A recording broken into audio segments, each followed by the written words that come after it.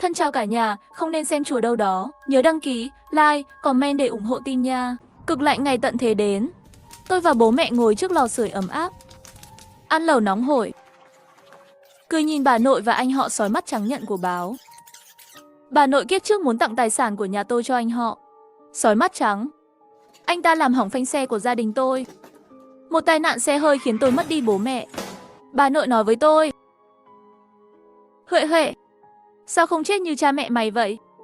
Số tiền này là của anh họ mày. Nhìn vào khuôn mặt tham lam của họ, tôi run lên vì tức giận, vừa định gọi điện thoại nhờ cảnh sát điều tra. Bị thời tiết cực lạnh bất ngờ đánh mất cảnh giác. Thế giới bước vào thời đại băng giá. Ngay tận thế chỉ mới 10 ngày, bà nội và tên sói mắt trắng lấy lý do gia đình không còn lương thực dư thừa, dùng giá của 2 gói mì ăn liền, bán tôi cho một người đàn ông. Tôi không muốn bị sỉ nhục, chọn tự tử. Trước khi chết tôi mới biết, hóa ra tai nạn xe chính là bà nội và tên sói mắt trắng hợp tác gây ra. Tôi thề nếu có kiếp sau, tôi cũng muốn họ chịu đựng nỗi đau mà tôi đã trải qua. Mở mắt lần nữa, tôi thấy mình đang ngồi trên ghế sofa ở nhà, nhìn lên thấy mẹ đang bận rộn trong bếp. Tôi vui mừng chạy tới ôm lấy cánh tay của mẹ. Mẹ, mau bảo bố về đi. Nếu không tất cả chúng ta sẽ chết. Tôi là con một. Sau khi sinh ra tôi, bố không muốn mẹ đau khổ nữa. Trực tiếp đưa ra hành động, phá vỡ suy nghĩ của bà. Bà nội rất tức giận, để ý đến tên anh họ sói mắt trắng, bố mẹ của anh ta đã chết. Càng ngày càng thiên vị anh họ. Tên sói mắt trắng cũng bởi nhận được tình yêu thương thiên vị mà thấy mọi thứ trong nhà tôi đương nhiên là của anh ta. Cha tôi tuy là con trai thứ, nhưng không được ưa chuộng, khởi nghiệp sớm. Thông qua nỗ lực, có 5 nhà máy sản xuất quần áo. Bà nội thường mang tên sói mắt trắng đến nhà chúng tôi ăn vạ, còn buộc bố tôi phải sắp xếp công việc cho anh ta. Không chỉ thế, bà nội thường xuyên tẩy não cha tôi. Con có mỗi đứa con cái là Huệ Huệ thì có tác dụng gì? Chết rồi có thể thắp hương cho con sao? Sớm muộn gì cũng phải kết hôn. Con già rồi chắc chắn phải để Lang Lang đến dưỡng già. Nhất định phải đối xử tốt với Lang Lang một chút. Cha tôi mỗi lần nghe được lời này đều chỉ gật đầu cho qua. Sau lưng thì trợn mắt, không nghe chút nào. Khi bố về, tôi nói với ông ấy, chiếc xe của ông ấy bị tên sói mắt trắng làm hỏng phanh. Bố nhìn tôi nghiêm túc thế này, lập tức gọi điện thoại cho người của công ty. Một lát sau sắc mặt khó coi cúp điện thoại. Những gì đã xảy ra trong kiếp trước của tôi đã kể hết cho cha mẹ. Mặt bố rất khó coi. Có chắc là bà con cũng tham gia không? Tôi im lặng gật đầu. Bố run lên vì tức giận. Hô ác còn chưa ăn thịt con đâu, đúng là không bằng heo chó. Mẹ tôi ôm tôi trong nước mắt. Huệ Huệ đã phải chịu đựng rồi, phải chịu khổ rồi, cả đời này mẹ sẽ không để họ bắt nạt con. Tôi nói với bố mẹ, ưu tiên bây giờ không phải là trả thù họ. Thế giới trở lạnh sau 3 ngày, tận thế băng giá sẽ giáng xuống. Tiếp theo cần tích trữ rất nhiều vật tư, tìm một nơi ở cao tầng cao nhất. Bố nghe vậy, nhưng nghĩ ra điều gì đó. Bố biết một khu phố gần đây mới mở. Bên kia là một lô biệt thự tầng phẳng lớn, bố sẽ liên hệ với họ để mua nhà. Chẳng mấy chốc, bố tôi đã mua cả tòa nhà với giá 1 tỷ tệ. Chúng tôi quyết định sống ở tầng 29. Các tầng khác đều chuyển thành nhà kho. Cho cái lạnh đến, nhiệt độ cực thấp giống như một tủ lạnh tự nhiên. Không lo lắng, vật tư mua về sẽ bị hỏng. Sau khi đặt ra nhiệm vụ, 3 người chúng tôi nhanh chóng vào trạng thái chuẩn bị chiến đấu. Bố dùng giá 15 tỷ tệ, bán lại toàn bộ công ty. Trước khi bán, bố lại từ nhà kho của nhà máy, lấy tất cả quần áo mùa đông và chăn lông vũ mang đến tiểu khu qua đêm. Lợi ích của khu biệt thự dành cho một gia đình lúc này đã thể hiện ra rồi. Không có hàng xóm nào phát hiện ra, tôi đã đến công ty trang trí lớn nhất thành phố. Sắp xếp cải tạo nhà. Đơn hàng siêu lớn trị giá 1 tỷ tệ. Quản lý công ty trang trí gọi tất cả nhân viên kỹ thuật trong toàn công ty và đích thân giám sát. Gia cố phòng bằng bê tông cốt thép tốt nhất và đắt nhất.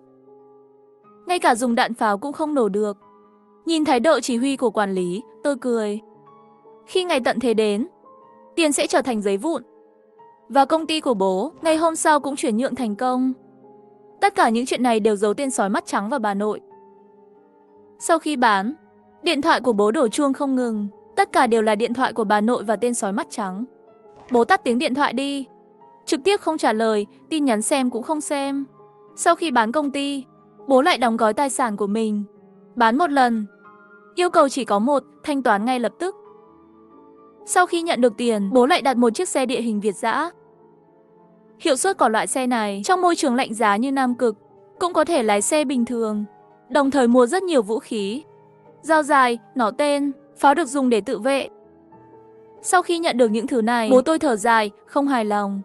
Không đủ thời gian, bây giờ chỉ có thể dùng cái này để bù đắp. Bố lại ký hợp đồng nhiều trang trại, giết tất cả lợn, bò, cừu và hải sản bên trong.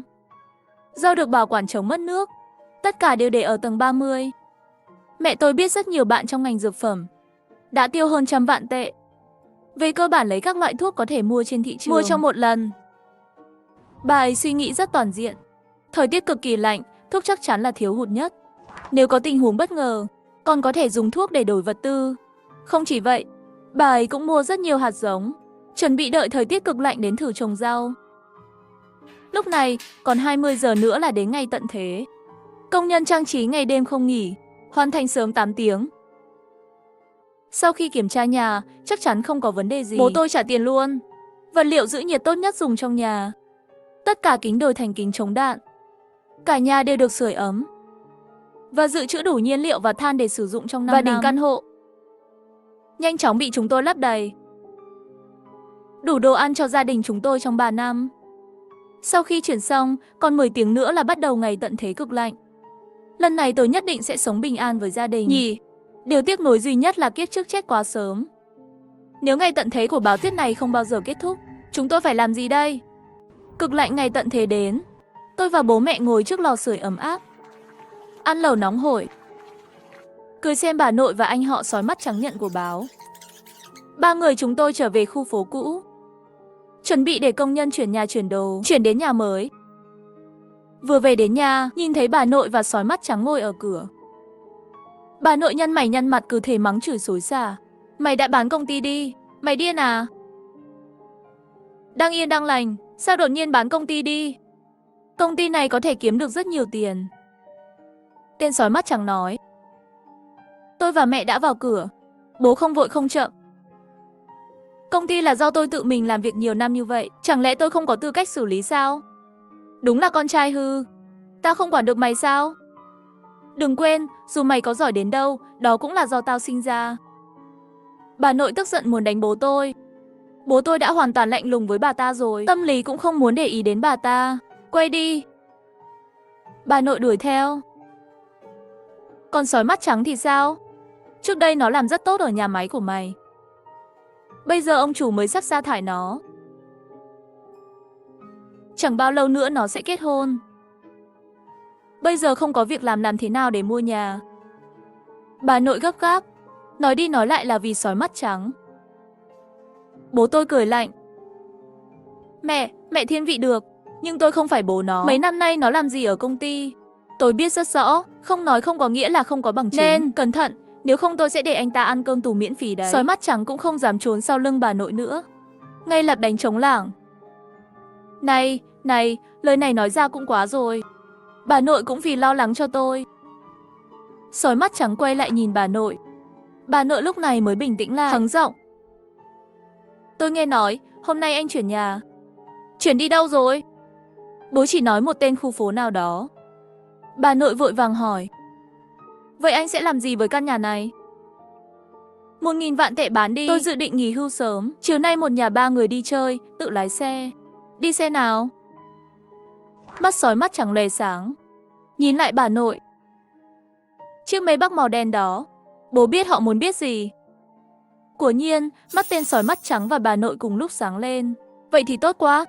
Các người đi chơi vui vẻ đi. Mê mơ, nhà này, chúng tôi sẽ ký hợp đồng và bán nó vào chiều nay. Lần sau mấy người đừng đến nữa. Bán đi, bán nhanh như vậy. Vị trí của ngôi nhà này rất tốt.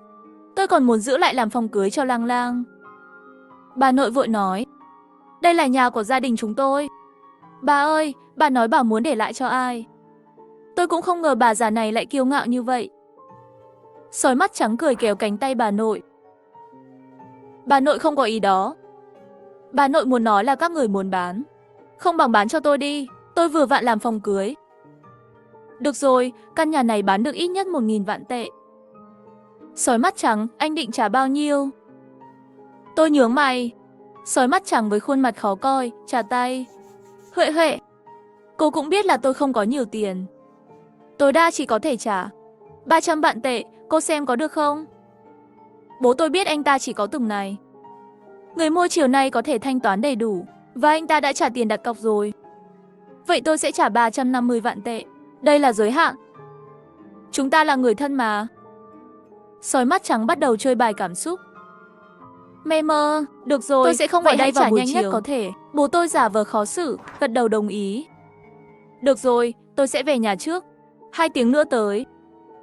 Sau khi ra khỏi cửa, bà nội rốt cuộc không nhịn được hỏi sói mắt trắng. Chờ họ xảy ra chuyện, ngôi nhà này tự nhiên là của cháu.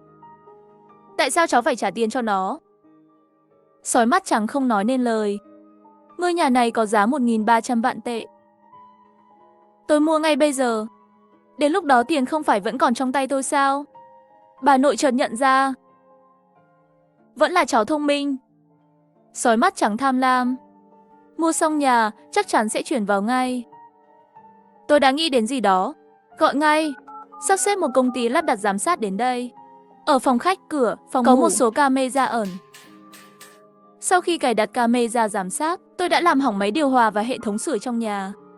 Sau khi làm xong mọi việc, bố tôi và tôi dọn hành lý ở nhà. Tất cả đóng gói xong, đặt lên xe. 1 tiếng sau, bà nội và tên sói mắt trắng đến rồi. Anh họ sói mắt trắng nhìn ngôi nhà trống của chúng tôi. Dưới đáy mắt đều là sự tham lam. Nhanh chóng lấy điện thoại ra gửi tiền. Bảo bố tôi nhanh chóng đi cùng anh ta để làm thủ tục. Khi xuống lầu, tôi thấy ba tôi đã gọi công ty chuyển nhà rồi. Bắt đầu chuyển nhà rồi. Mẹ tôi và tôi cười rồi bỏ đi. Hoàn tất thủ tục, bố tôi đến ngân hàng, đổi tiền trong tay thành vàng thỏi. Khoảng thời gian đến ngày tận thế cực lạnh, còn chưa đầy 2 tiếng nữa. Khi bố về nhà, mẹ đã làm xong bữa tối rồi. Không khí trong nhà trở nên nặng nề. Bởi vì bắt đầu từ hôm nay, không còn những ngày yên tĩnh và thanh bình như vậy nữa. Sau khi ăn, tôi ngồi trên ghế xem camera giám sát. Sao không có gì để ăn? Cũng quá kẹt xỉ rồi, không để lại gì hết. Bà nội nhìn căn bếp trống rỗng, rất tức giận. Đặt hàng giao hàng đi. Sói mắt trắng nằm trên ghế sofa chơi game. Nó được chiều hư từ nhỏ, không biết nấu ăn. Cháu trai tôi muốn ăn thì mua. Bà nội vui vẻ hỏi sói mắt trắng muốn ăn món gì. Xem hành sáu chết chóc của họ. Tôi cười điên cuồng, he he. Đặt hàng mang đi tốt đấy. Cực lạnh giá rét đang đến, giao hàng không gọi được nữa. Xem họ ăn gì tiếp theo. Khi còn 5 phút nữa là 8 giờ tối. Chúng tôi đã mở hệ thống sưởi sàn trong nhà trước. Đúng 8 giờ, chúng tôi nhìn ra ngoài cửa sổ cùng lúc. Cây cối, hoa cỏ bên ngoài dường như bị đóng băng trong nháy mắt. Trời cũng bắt đầu có tuyết. Nhiệt độ trong nhà nhanh chóng giảm xuống 10 mấy độ. Tốc độ nhanh chóng đó khiến cơ thể không ngừng run rẩy. Quả nhiên cái gì đến vẫn đến. Cực lạnh ngày tận thế đến. Tôi và bố mẹ ngồi trước lò sưởi ấm áp, ăn lẩu nóng hổi, cười xem bà nội và anh họ sói mắt trắng nhận của báo. 3 người chúng tôi ngồi trong phòng khách uống trà nóng. Tôi lấy ra điện thoại, chiếu camera lên tường. Tên sói mắt trắng và bà nội bây giờ bị lạnh đến mức toàn thân run rẩy, đi đi lại lại trong phòng khách. Sói mắt trắng khó khăn lắm mới tìm được điều khiển từ xa của điều hòa không khí. Sau khi ấn điên cuồng, điều hòa không khí không có phản ứng gì. Tức giận đến nỗi miệng anh ta cứ chửi liên tục. Ai bảo trước khi đến ngày tận thế lại là mùa thu chứ? Tên sói mắt trắng cáu kỉnh đem điều khiển từ xa điều hòa không khí. Bà nội lạnh đến nỗi môi tím tái, run rẩy, chuẩn bị ra ngoài đến nhà hàng xóm xem có thể mượn chút gì không. Một lát sau, bà nội mới ôm mượn được một chiếc chăn bông về, cố gắng hết sức để khuyên sói mắt trắng nhân lúc tuyết còn chưa lớn đắp chăn bông lái xe về nhà trong đêm. Phản ứng của họ cũng rất nhanh, nhưng vẫn là đều bị đông lạnh mà mắc bệnh. May mắn thay, những thứ như quần áo dày, chăn giữ nhiệt, máy sưởi và thức ăn thừa trong nhà đều mang đến đây. Có rất nhiều người như họ. Trong một khoảng thời gian, thuốc giảm sốt, cảm lạnh và thuốc tê cóng đang thiếu hụt. Tên sói mắt trắng và bà nội nằm cùng nhau, mặt đỏ bừng. Không có thuốc thì chỉ có thể tự gánh chịu. Qua một đêm, nhiệt độ giảm xuống âm 80 độ. Thời tiết khắc nghiệt này khiến người dân cả nước lo lắng. Bây giờ mạng vẫn còn dùng được, trên mạng mọi người đều đang thảo luận. Tôi nằm trên giường lặng lẽ nhìn bình luận, không có bình luận gì. Nhiệt độ tiếp tục giảm, tuyết vẫn còn rơi, nhanh chóng ngập 1-2 tầng. Nhiều chủ sở hữu tầng thấp bắt đầu kêu cứu trên tầng cao. Lúc đầu có rất nhiều người thu nhận. Lúc sau có mấy hộ gia đình sống cùng nhau, trực tiếp đánh nhau. Không ai muốn làm chuyện này nữa. Tuyết ngập tới tầng 7. Để có nơi ở, các cư dân của khu phố bắt đầu tự phát tổ chức mọi người xuống lầu quét tuyết. Hiện tại tỷ lệ ra vào của khu vực này của chúng tôi không cao. Sau khi tận thế cực lạnh đến, lại có một số người lần lượt chuyển đến đây. 1 tháng sau, thực phẩm trong thành phố gần như đã hết. Trong tin tức, mỗi ngày đều phát sóng tin tức để trấn an mọi người. Sau đó là video quân đội dọn tuyết trên đường, vận chuyển hàng hóa. Rất nhanh sau đó, thức ăn mà tên sói mắt trắng và bà nội chuẩn bị đã ăn hết rồi. Anh ta thì thầm với bà nội một lúc. Đi ra ngoài rồi. Tôi ăn tối xong, nhìn thấy tên sói trắng và bà nội có thức ăn mới. Những ngày sau đó, tên sói mắt trắng và bà nội bắt đầu biết nhà ai còn dư thừa lương thực, đến nhà họ và ăn vạ. Lúc đầu còn có người không chịu nổi cho một tí. Sau đó họ cũng gặp phải kẻ không dễ chọc. Sói mắt trắng bị chém trúng cánh tay. Bà nội cũng sợ đến mức đập đầu. Về thì bị sốt. Trong thời tiết cực lạnh, bị thương và sốt, dáng vẻ sắp chết. Xem tình hình thảm khốc của họ trong camera giám sát, tôi cảm thấy vô cùng vui sướng. Sướng ghê. Đây gọi là ác giả ác báo. Tên sói mắt trắng sau khi bị thương cũng không dám ra ngoài. Anh ta vẫn rất tiếc mạng. Thấy đồ ăn trong nhà sắp hết rồi, chỉ còn lại 2 gói mì gói cuối cùng. Bà nội thì cố gắng trông chừng đồ ăn. Tên sói mắt trắng nhìn cánh tay bị thương của mình, đi đến và thì thầm với bà nội. Đêm đó, tên sói mắt trắng lặng lẽ mở hình đại diện của một số chủ sở hữu nam. Tôi tắt điện thoại nhắm mắt ngủ. Sáng hôm sau, chuông cửa reo rồi. Sói mắt trắng ra mở cửa. Một người đàn ông lạ mặt bước vào. Phụ nữ đâu? Trong phòng, còn chưa tỉnh. Anh cứ qua đó đi. Sói mắt trắng cúi đầu chỉ vào phòng. Người đàn ông đưa cái túi trong tay cho tên sói mắt trắng, giơ chân bước vào phòng. Khi cánh cửa mở ra thì một mảnh tối đen. Người đàn ông mới vào. Sói mắt trắng và bà nội tấn công trước sau, nhanh chóng đã xử lý xong người đàn ông này. Sau đó khó khăn kéo người ta vào nhà vệ sinh. Hình ảnh phía sau không nhìn thấy, nhưng có thể nghĩ rằng người đó sẽ không có kết quả tốt. Chúng tôi đã xem những hình ảnh gây sốc này, vốn đang ăn bánh bao thịt lớn hấp, đột nhiên không còn cảm giác thèm ăn. Trong tháng thứ 4 của mùa đông khắc nghiệt, hệ thống điện bị tê liệt khắp nơi, thông báo mỗi ngày chỉ cung cấp điện 2 tiếng. Tên sói mắt trắng biết, tiếp theo ngay cả sưởi ấm cũng phải dựa vào chính mình, cũng bắt đầu lo lắng. Hắn và bà nội lấy chìa khóa của người chết, mang đồ đạc của họ về nhà để sưởi ấm. Cũng phát hiện thấy rất nhiều người chết, trong nhà họ còn có rất nhiều thức ăn. Người trong khu phố vì những thứ này bắt đầu đánh nhau tranh giành. Không còn bầu không khí yên bình như lúc đầu nữa. Sau khi mất điện, lượng củi tiêu thụ rất lớn. Đồ nội thất trong khu phố đã không thể đáp ứng nhu cầu của mọi người. Nhiều người đi bộ ra ngoài tìm kiếm vật tư, để tránh bị người khác cướp. Mọi người cùng nhau theo đội ra ngoài. Bắt đầu có rất nhiều người làm việc với tên sói mắt trắng và bà nội, nhưng phát hiện ra họ tìm thấy rất ít thứ, còn phải chia nhiều nữa. Không ai muốn đi với họ nữa. Mỗi lần tôi mở camera giám sát, có thể thấy tên sói mắt trắng cãi nhau với bà nội. Bây giờ đã hơn 1 tháng rồi. Sự oán giận của họ càng nặng nề. Hôm nay họ lại tìm mục tiêu. Mấy lần trước họ gặp may, nhưng cái gì cũng có giá của nó. Tên sói mắt trắng thấy người đến không cao thầm vui mừng. Mới ra tay đã bị đối phương đánh ngã xuống đất. Bà nội sợ quá không dám động đậy. Người đó cũng không tự tay kết liễu tên sói mắt trắng và bà nội, mà là trói người ta lại, cho vải vào trong miệng, đi mà không nhìn lại. Gia đình 3 người chúng tôi nhìn thấy những gì đã xảy ra với tên sói mắt trắng và bà nội không vui như tưởng tượng. Tôi lấy điện thoại ra lặng lẽ tắt máy. Ngày tận thế không biết khi nào mới có thể kết thúc. Ngày tháng này vẫn phải tiếp tục. Ngày tận thế, năm thứ 2, những người sống sót đã tập hợp thành nhiều băng nhóm, băng đảng, bắt đầu cướp bóc khắp nơi. Cũng để mắt đến nhà chúng tôi. Mặc dù bị thương một chút, nhưng vì chuẩn bị đầy đủ, khiến họ phải rút lui hết. Tận thế năm thứ 3 của ngày tận thế. Gió tuyết rốt cuộc từ lúc bắt đầu tuyết rơi lớn biến thành tuyết rơi nhỏ, rồi dừng lại. Từ từ, mọi thứ phục hồi, nhiệt độ tăng lên khoảng 15 độ. Sau 1 tháng, người dân khôi phục sản xuất và trật tự. Tôi và bố mẹ chuẩn bị một bàn đồ ăn ngon. Có gà nướng, có tôm lớn và sườn tỏi. Năm, ăn mừng chúng tôi còn sống. Thân chào cả nhà, không nên xem chùa đâu đó. Nhớ đăng ký, like, comment để ủng hộ team nha. Nghỉ hè đi du lịch cùng chị em, nhưng lại gặp phải chuyện bị vây hãm bởi thây ma. Chúng tôi bị kẹt ở khách sạn cùng nhau. Cuối cùng khi ra ngoài tìm chút thức ăn thì bị thây ma vây quanh. Tệ thật. Mở mắt ra, tôi đã được tái sinh. Gặp mắt là trần nhà màu trắng và hai gương mặt quen thuộc. Là bạn cùng phòng thời đại học của tôi, Giao Giao và Tiểu Cầm. Tôi ngồi dậy, thở nặng nhọc, các bạn không chết là được rồi. Vừa đét lời, đột ngột đổi thành thế tử. Hai người họ đối mặt nhau, trong nháy mắt như có linh cảm. Ba người chúng tôi thốt lên. Bạn cũng được tái sinh. Mặc dù không thể tưởng tượng được, nhưng ba chúng tôi đã được tái sinh. Giao Giao nói ra kết thúc của hắn. Ra ngoài tìm kiếm vật tư. Trần trước vừa đi, chỉ có một vài người đàn ông to lớn mang theo nhân viên khách sạn đến cửa nhà chúng ta. Tôi không có nơi nào để trốn, bị họ chém chết. Cái rìu trên người thật sự rất đau. Nói rồi Giao Giao lại khóc. Tiểu Cầm chụp ảnh chỗ ghi chép của hắn, cũng có chút tâm. Tôi tìm thấy thức ăn trong siêu thị. Chuẩn bị trên đường về khách sạn bị thây ma. Có quá nhiều thây ma ở trung tâm thành phố này, không có chỗ để phản công. Tôi đưa tay chạm vào điện thoại cạnh giường, xem một lúc. Tôi 10 giờ sáng ngày 20 tháng 8 năm 2002. Còn 5 tiếng nữa là đám thây ma bùng phát.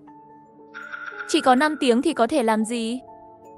Đêm qua là bởi vì chúng tôi vẫn còn ở phòng khách sạn vào giờ này, ngủ. Không đi đến các điểm du lịch đông đúc mà trốn thoát.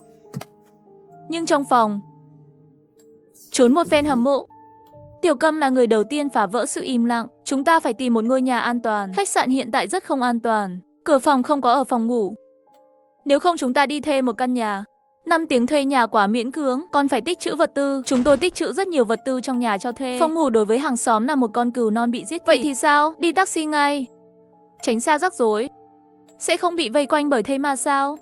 Có một ý nghĩ lóe lên trong đầu tôi. Chúng ta sẽ lấy một chiếc AV, tránh xa rắc rối.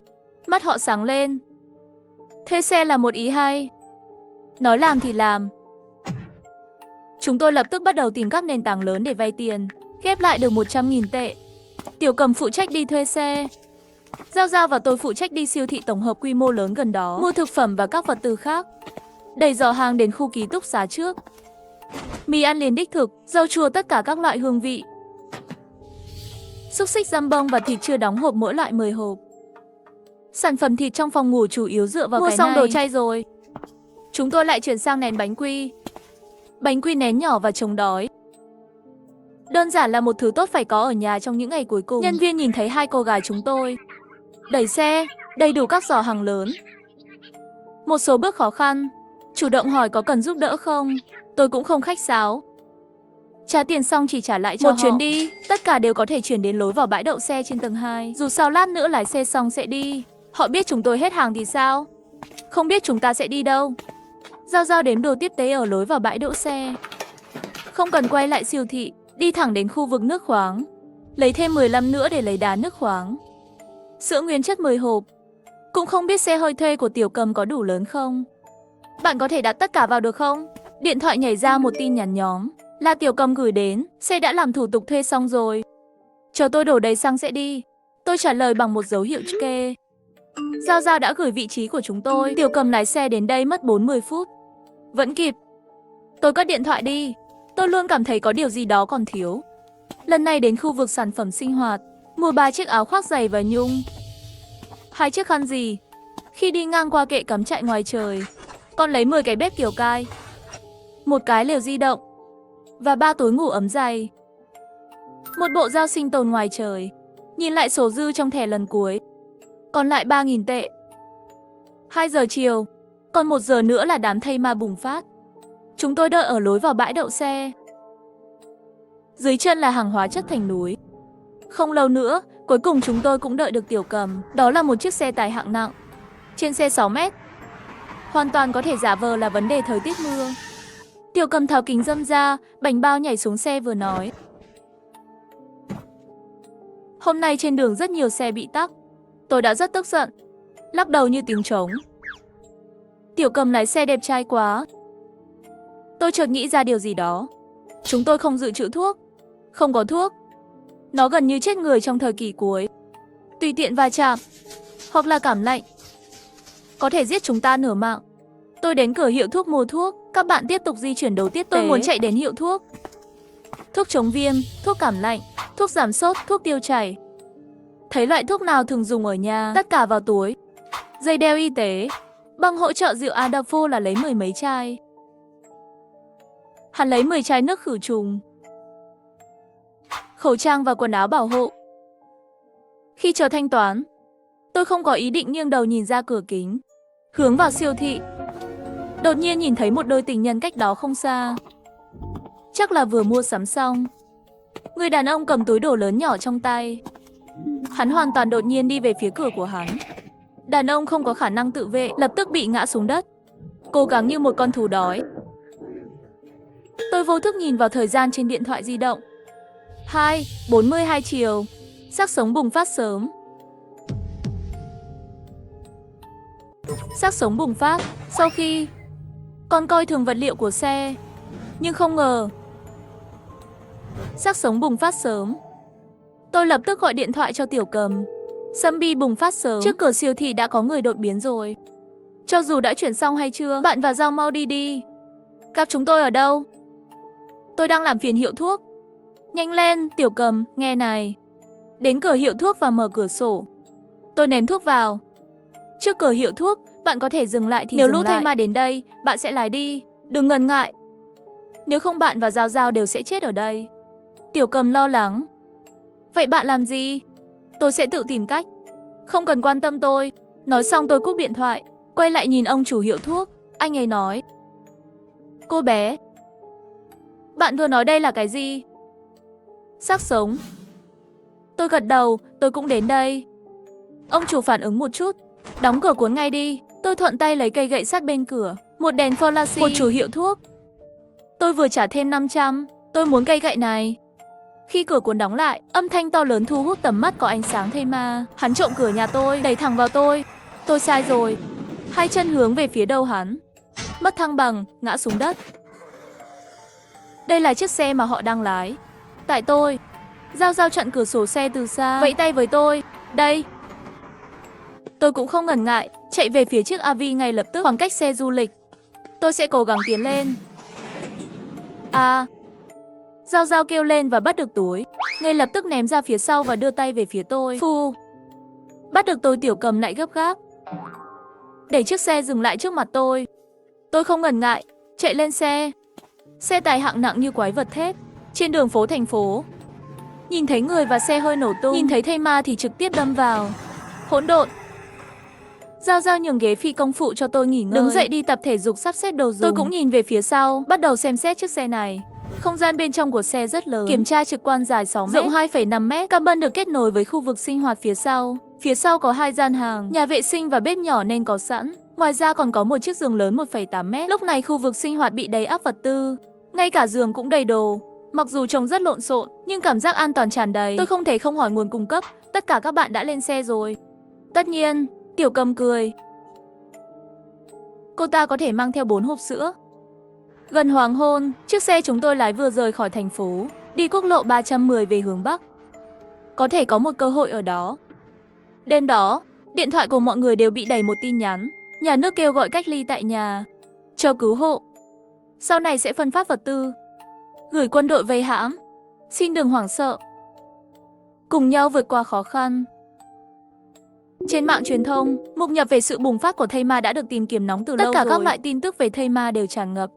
Có những nhân chứng kinh hoàng mô tả, có mở không rõ, đoạn video đáng sợ. Toàn bộ thế giới mạng bị bao phủ bởi làn khói zombie. Những tin tức này giống như buổi chiếu. Cách ly khỏi nhà cần rất nhiều vật tư. Một khi hết đạn dược, hãy mạo hiểm ra ngoài. Nhưng bạn sẽ thấy rằng thành phố đã sụp đổ từ lâu. Chỉ còn lại một con đường chết. Nhưng lần này, chúng tôi không còn thụ động chờ cứu hộ nữa, mà là chủ động tìm kiếm tự cứu. Sau khi trời tối, chúng tôi đỗ xe ở bãi đất trống bên đường quốc lộ. Tắt hết đèn đi. Hãy để chiếc xe lớn này hoàn toàn hòa vào màn đêm. Những ngôi làng trên đường đi rất yên tĩnh, không có tiếng gà gáy, thậm chí không có ánh sáng. Chúng tôi không dám làm việc chăm chỉ trong làng, lo lắng dân làng bên trong đã phát sinh biến dị. Bữa tối dùng xe làm nóng cơm trong lò xào sóng. Mùi thơm của bữa ăn lập tức tràn ngập xe. Đây đã là một món ăn xa xỉ trong những ngày cuối cùng. Buổi tối 3 người chúng tôi thay phiên nhau ở buồng lái, chuẩn bị khởi động xe chạy bất cứ lúc nào. Tôi và Giao Giao nghỉ ngơi trước, Tiểu Cầm làm nhiệm vụ. Giao Giao đều nằm trên giường, thì thầm hỏi lần này chúng ta có thể sống sót không? Tôi dựa vào giường để lướt điện thoại. Tất nhiên, đã cho chúng ta cơ hội tái sinh, để giữ cho chúng ta sống. Ngày hôm sau, trong không khí có mùi thối rữa. Bây giờ là mùa hè, nhiệt độ cao, độ ẩm loại bỏ thổi giữa nhanh chóng. Gần đây có rất nhiều thây ma ở đây. Đến lượt tôi đổi ca, tôi không dám trì hoãn, khởi động xe ngay. Xe vừa đến đường chính, qua gương chiếu hậu, nhìn thấy trong bụi cây bên cạnh đột nhiên bốc lên ra 3-4 cái thây ma. Họ vặn vẹo, mặt vặn, đôi mắt giật gân và khuôn mặt thối rữa, làm người ta không lạnh mà run. Chỉ đơn giản là tốc độ di chuyển của họ không nhanh bằng xe du lịch, rất nhanh bị bỏ lại phía sau. Những hình bóng khủng khiếp đó nhỏ hơn và nhỏ hơn trong gương chiếu hậu, cuối cùng biến mất trong tầm mắt. Tôi hơi thở phào nhẹ nhõm. Mọi người bàn nhau đi đâu tiếp theo. Tiểu Cầm nhìn bản đồ điện thoại di động. Thành phố tiếp theo, chúng ta muốn vào xem không? Tôi lắc đầu không đi. Bây giờ những nơi đông người đều nguy hiểm. Chúng ta phải tránh những nơi đông người. Tốt nhất là đi đường nhỏ.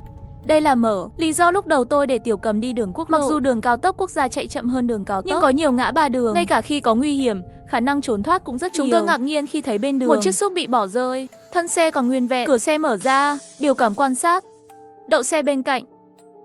Tôi và Giao Giao mang theo một bình xăng dự phòng và một cuộn ống cao su, nhảy ra khỏi xe. Tôi cậy nắp cà đến cô của chiếc xúc ra, trên một đầu của ống cao su vào bên trong, dùng miệng hít vào một đầu của ống cao su, sau đó nhanh chóng đặt đầu kia vào hộp ngưng tụ dự phòng. Chẳng bao lâu nữa nhiên liệu sẽ chảy từ chiếc xúc vào thùng đá. Tôi nhìn quanh chiếc xúc, có một vết máu khô lớn trên đệm xe. Chủ xe xem ra là may mắn, không có gì có giá trị trong xe. Tôi cậy cốp xe ra, bên trong có một cái xẻng sắt và một bộ thiết bị cần câu. Có vẻ là một gã câu cá xui xẻo, một tay cầm cái xẻng này, trọng lượng tương đương, chắc là rất tiện tay. Tiểu Cầm ở trong xe quan sát tình hình bốn phía, hét vào mặt chúng tôi. Có một xác chết. Tôi cầm xẻng sắt xông qua, trực tiếp mặt trước dùng dao, không đợi phản ứng của thây ma. Tôi cầm xẻng bằng cả hai tay và cắt đầu anh ta. Sambi ngã xuống đất. Nhìn thây ma trên mặt đất chảy ra chất lỏng màu xanh lá cây, tôi ghét lùi lại vài bước. Tôi mang theo cái xẻng, hài lòng lên xe. Sau đó, bất cứ khi nào bạn gặp phải một chiếc xe bị tất cả chúng tôi đều muốn xuống xe và bơm xăng. Cảm giác thật thờ ơ, bây giờ giống như chơi phiên bản tắc thật vậy. Trong ngày tận thế, đáng sợ hơn cả thây ma là 3 cô gái xinh đẹp chúng tôi dường như bị kẻ xấu theo dõi. Chúng tôi luôn lái xe ở ven đường quốc lộ hẻo lánh, quá ít ông Tô tìm thấy dụng cụ và hầu hết các xe đều hết nhiên liệu. Thiết bị có thể bơm rất ít dầu. Trên đường đi chỉ có thể ảnh hưởng đến việc bị tiêu thụ không lưu trữ được một chút. Đài phát thanh đang báo cáo vào thời điểm này. Chuyên gia dự báo cương thi bộc phát trong tỉnh. Chính phủ đang cố gắng ngăn chặn lây lan diện rộng. Chúng tôi ba mắt nhìn nhau. Sắp nổ tung, đó là con đường duy nhất để chúng tôi đến tỉnh. Quay lại xe, Tiểu Cầm ngồi ở ghế phụ nhanh chóng lướt bản đồ điện thoại di động. Chúng ta sẽ làm gì? Tôi lái xe và thở dài. Đi đường vòng đi, Giao Giao nghiên cứu bản đồ nói. Có một con đường nhỏ. Muốn leo núi Long Đàm. Độ cao 1.500 m, biên giới giữa tỉnh Mã Phàm và tỉnh Bố Kim. Tôi nghĩ ngay, nếu chúng ta đi vòng quanh núi, nhiên liệu là một vấn đề lớn. Trong rừng núi dân cư thưa thớt, sẽ không còn xe để tiếp nhiên liệu cho chúng ta nữa. Sao chúng ta không đi bán vé? Tiểu Cầm luôn cảm thấy hút dầu xe dọc đường tìm kiếm không bằng vào thành phố đến trạm xăng. Không có lựa chọn, chỉ có thể thử vận may. Chúng tôi đến trạm xăng gần thành phố. Đã là buổi tối rồi, gần trạm xăng có 7-8 xác sống. Âm thanh động cơ của xe thu hút ngay lập tức. Lại gần đây, nhanh lên nào. Tôi đỗ xe và nhảy ra khỏi xe với cái xẻng. Hai người họ theo sát phía sau. Tiểu Cầm và tôi phụ trách dọn dẹp xác chết gần đó. Giao Giao thì nhanh tay thêm dầu. Đánh bại một thây ma đang đến gần là một đòn giáng mạnh. Tiểu Cầm vẫy về phía cổ của thây ma. Sau thời gian thực hành này, bây giờ chúng tôi rất cứng rắn với thây ma. Không sợ gì cả. Có một xác sống với mái tóc vàng xõa trên mặt. Hắn quay quạt quay đầu bỏ chạy. Tôi có một chút ngạc nhiên, xác sống này biết chạy trốn. Chẳng lẽ bọn họ đã tiến hóa ra trí tuệ rồi sao? Giao Giao thêm xong dầu, nhìn thấy tình hình gần đó vẫn ổn định, lại lấy ra 2 thùng nước rỗng từ trong xe. Đột nhiên từ xa truyền đến một tiếng động hiếm thấy, kỳ lạ mang theo tiếng bước chân. Xung quanh đây đâu có nhiều người như vậy. Không. Tôi lập tức trèo tay nắm cửa xe lên nóc xe nhìn ra ngoài. Lập tức bị cảnh tượng ở xa làm sợ. Cách một con phố, một đám thây ma như thủy triều đang đến gần nơi này. Hình dạng của hắn khác nhau, có người già có trẻ em, có quần áo nam nữ, một số chi bị khuyết tật như một con quỷ từ địa ngục. Và dẫn đầu, đột nhiên chính là con xác sống tóc vàng vừa chạy trốn. Chết tiệt, tóc vàng lại biết chuyển quân cứu viện. Đi thôi, có lũ thây ma. Tiểu Cầm phản ứng rất nhanh, lập tức đưa Giao Giao lên xe. Giao Giao vẫn còn nửa thùng dầu trong tay. Hắn ngồi vào ghế lái và chuẩn bị khởi động xe. Đột nhiên, một cặp mẹ con lao ra từ siêu thị nhỏ của trạm xăng. Người phụ nữ trông nhếch nhác và tiều tụy, trong tay còn ôm một bé gái 4-5 tuổi. Cô gái nhỏ mặt tái nhợt, nhắm mắt lại như thể bị bệnh. Cô ấy trực tiếp quỳ xuống trước xe, trong ánh mắt đầy cầu xin. Xin hãy cứu chúng tôi. Chúng tôi tiếp tục ở lại đây chỉ có một con đường chết. Biểu cảm Tiểu Cầm cứng đờ ngay lập tức, hắn quay đầu lại khoảnh khắc ba ánh mắt chúng tôi gặp nhau. Tôi đã đọc được câu trả lời. Con gái tôi vừa lên. Không có ở đây. Làm ơn đưa chúng tôi ra khỏi đây. Tôi thấy các bạn đánh thay trong đó. Các bạn nhất định có thể cứu chúng tôi. Tôi xin lỗi vì đã ngắt lời cô ta. Nguồn cung cấp của chúng tôi có hạn, không thể mang theo các bạn, nhưng tôi có thể lấy cho bạn. Giao Giao, mau lấy cho cô ta. Nói với phụ nữ. Đội quân thây ma của thành phố đang đến, quay lại siêu thị trạm xăng. Tiểu Cầm không đợi phụ nữ phản ứng khởi động xe, chuyển số lùi xe, xoay một lần. Giao Giao cũng thu dọn một túi đồ và ném cho người phụ nữ. Tiểu Cầm một chân ga, chiếc xe phóng đi. Nhìn thấy trong gương chiếu hậu, người phụ nữ sửng sốt nhặt túi lên, lại vội vã quay lại siêu thị nhỏ đó. Đội quân xe bọc chặt phía sau xe. Tuyệt vời, cho đến khi trời tối dần, họ mới dần dần dừng bước. Thì thầm, trạm xăng đó chắc là an toàn rồi. Tôi gật đầu an toàn. Xác sống ở thị trấn nhỏ đó ít rắc rối hơn nhiều so với trước đây chúng ta mang theo. Giao Giao nhỏ giọng nói, thật ra tôi có chút muốn cứu họ, nhưng lại cảm thấy mình không có năng lực đó. Tôi đều là dựa vào bạn cùng Tiểu Cầm mới có thể đi xa như vậy. Không thể tạo thêm gánh nặng cho bạn nữa. Tôi thở dài, bạn đừng suy nghĩ quá nhiều. Bạn chưa bao giờ là gánh nặng của chúng tôi, và chúng tôi đã cố gắng hết sức để giúp họ. Thực ra, tôi không chỉ đưa cho cô ta, còn lén nhét mấy miếng sô-cô-la nữa, và một vài túi bánh quy nén. Xin lỗi vì chuyện xảy ra đột ngột. Không thương lượng với bạn. Tiểu Cầm cười một tiếng. Nó không phải là vấn đề lớn. Giao Giao rất tốt. Tôi cũng đồng ý. Tuyệt vời, nếu bạn nhét một ít thức ăn vào, để cô ấy giảm bớt cảm giác tội lỗi, chúng tôi cảm thấy vẫn rất đáng giá. Sau tất cả, lòng tốt là ít giá trị nhất, nhưng cũng là thứ quý giá nhất. Ngày thứ 100, chúng tôi lạc đường ở Long Đài Sơn. Ngọn núi này không có đường, chỉ vì trên núi có một ngôi đền đạo giáo rất nổi tiếng. Các tín đồ đã xây dựng con đường lên núi này. Chúng tôi đã lái xe được 10 ngày. Đừng nói, bóng người đều không nhìn thấy một cái. Núi này dường như không bị đốt cháy bởi vì rút zombie. Ngoại trừ lúc đầu lên núi nhìn thấy mấy thây ma, sau khi trực tiếp lái xe qua thì không thấy. Và con suối ở thành phố miền núi bên cạnh. Thỉnh thoảng, Giao Giao cảm thấy có vẻ như đã sống ở đây 1 năm rưỡi. Cũng không phải là không thể. Ít nhất ở đây không có thây ma, không cần phải lo lắng cả ngày. Nước và thức ăn hoàn toàn tự túc. Sau mùa đông, thời tiết trên núi ngày càng lạnh. Được, lúc đầu tiện tay mua 3 cái áo khoác cotton dày. Để tiết kiệm nhiên liệu, chúng tôi đậu xe ở một khu rừng rậm.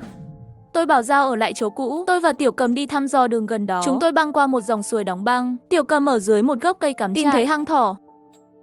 Bên trong bắt được một con thỏ xám, xem ra tối nay có thể ăn thêm rồi. Lời nói chưa rơi, bật chuông lên, phía xa trên đồi có tiếng súng. Vài con chim lớn vỗ cánh bay đi. Tiểu Cầm vừa rồi còn vui mừng, sắc mặt lập tức biến thành khó coi. Có những người khác trong khu vực này, và họ có súng.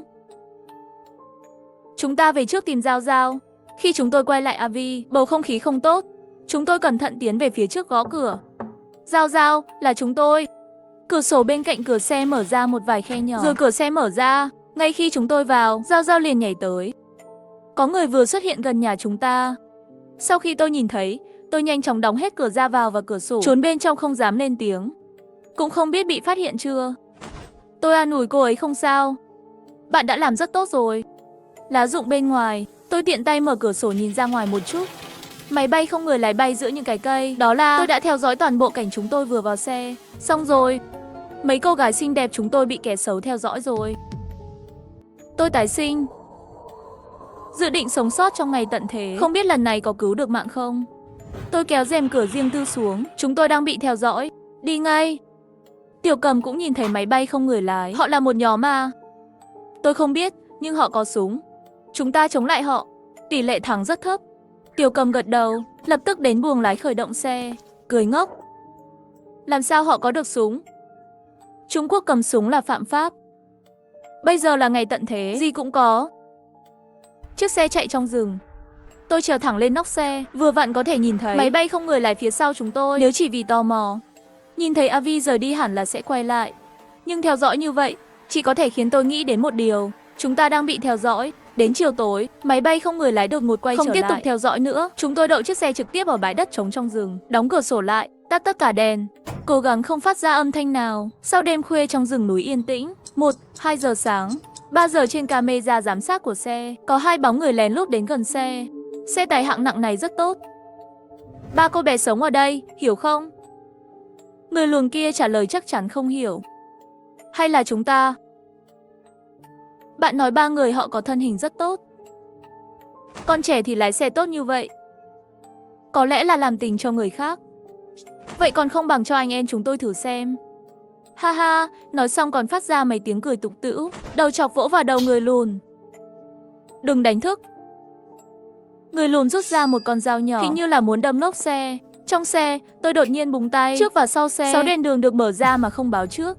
Đèn khổng lồ sáng lên, sáng đến nỗi họ không thể mở mắt trong chốc lát. Tôi trốn trên nóc xe, đổ một thùng dầu lên người họ. Tôi gọi cái gì đây? Thằng nhóc, đợi tôi với. Đừng để tôi bắt được các bạn. Và họ đang đến để leo lên chiếc AV và cố gắng bắt tôi.